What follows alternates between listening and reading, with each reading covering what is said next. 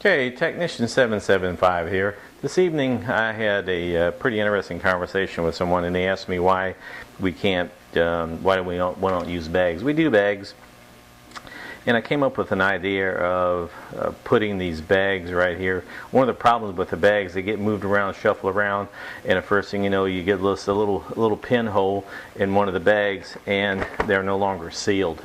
Okay, I have an idea, and I did practice it earlier, and I did it twice, and it did work twice. So we're going to do it more time for the video. You will need a 5-gallon bucket, a good clean, either brand new or used 5-gallon bucket. Make sure it's clean. One of the ladies in the YouTube that does dehydrating there said she uses the buckets from Tractor Supply. She says it's a good quality bucket for about the same price as Lowe's and Home Depot. And the lids for Tractor Supply lids are a little bit better.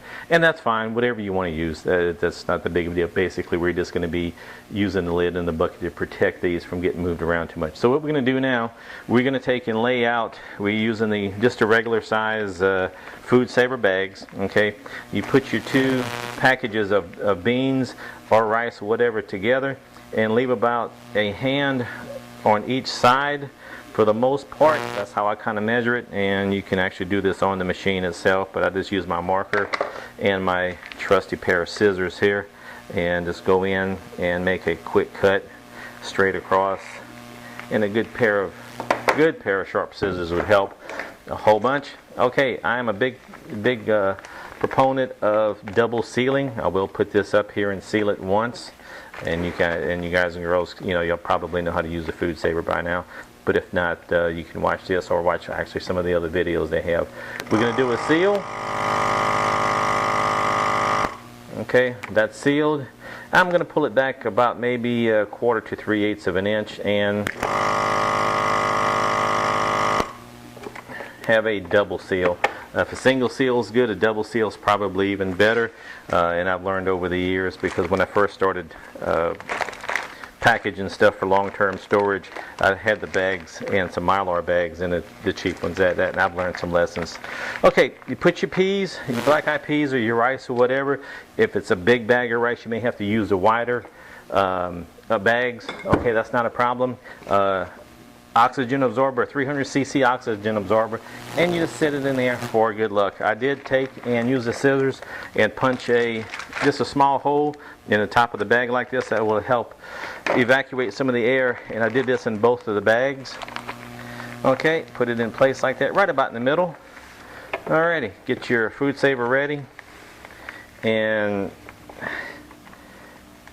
you're going to want to seal the bag like you normally would with any type of other item that you're sealing. Okay, no kinks, good smooth, and down and seal.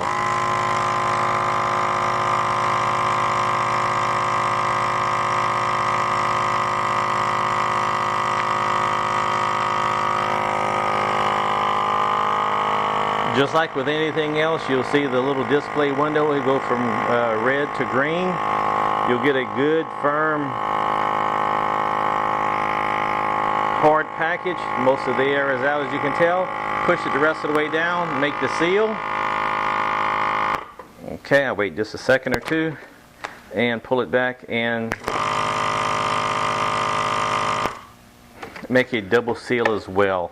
I did leave it inside of the packages because when you do open this, the beans inside the package, is that when you open this, you don't have beans all over the place, and it's just like taking them out of the store.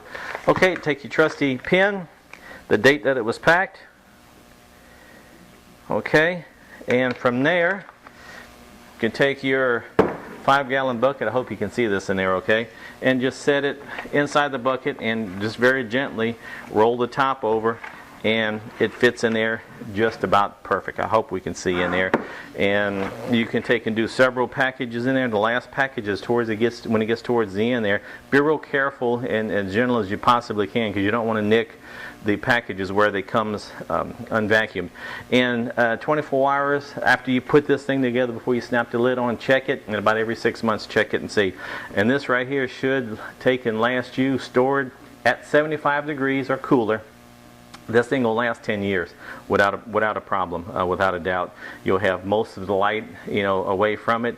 You'll have all the air out of it. The oxygen absorbers in there will do just a little extra. And if any oxygen does happen to leach out of the beans themselves, it'll be absorbed by the oxygen absorber. This is actually a pretty decent way to do it. It's really, really inexpensive. It's cheaper than buying the mason jars. There's pros and cons on each, but for the most part, this is a very easy, simple, and fast way to take and put some food away. So with that said, this is Technician 775 thanking y'all for watching all the videos and the great comments that y'all give. And please don't stop giving the comments, be it good, bad, or indifferent. Thanks again.